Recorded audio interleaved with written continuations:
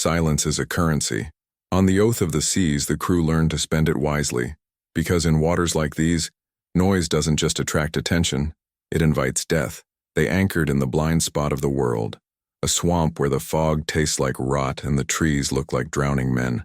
Captain Sinclair Jones led the way, the leader of shadows. He moves through the mud, as if the darkness is his old friend, a cloak of leather and secrets that makes him disappear. They were not there for gold.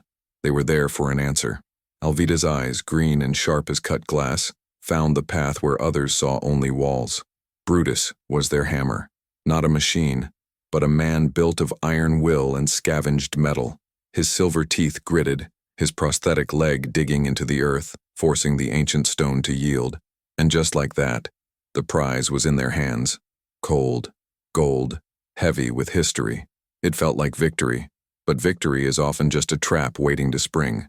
The beach should have been empty, but the mist parted, and the nightmare revealed itself. Red sails, blood on the horizon, the black ruby. For Jasper, those sails were a mirror, the scarlet-eyed charmer, frozen like a child before a beating. He saw his father. He saw the man who strangled him and threw him away like trash. Jasper didn't move. He couldn't.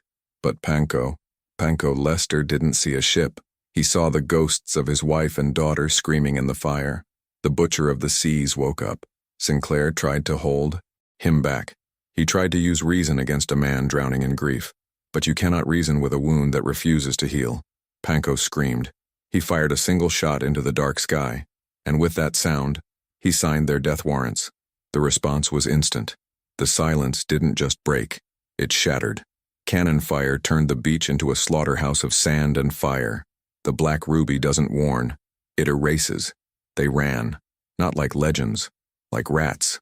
Brutus threw his body over Alvida, taking the shrapnel that was meant for her, a wall of flesh and iron refusing to break.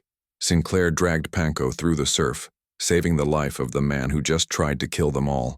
They clawed their way back to the ship. Sinclair took the wheel, his face hard as stone, spinning them into the only shield they had left. The smoke-gray sails dropped, and the oath of the seas vanished into the fog, a ghost slipping through the fingers of a giant. They survived the cannons. They kept the artifact. But, down in the hold, with the water rising and the wood groaning, something else had broken. Sinclair stared at Panko. Panko stared at the floor, the rage slowly turning into shame. And Jasper just stared at the dark, shivering from a cold that wasn't in the air. The enemy knows they are here now. The element of surprise is gone. They are no longer hunters in the night. They are prey, running for their lives.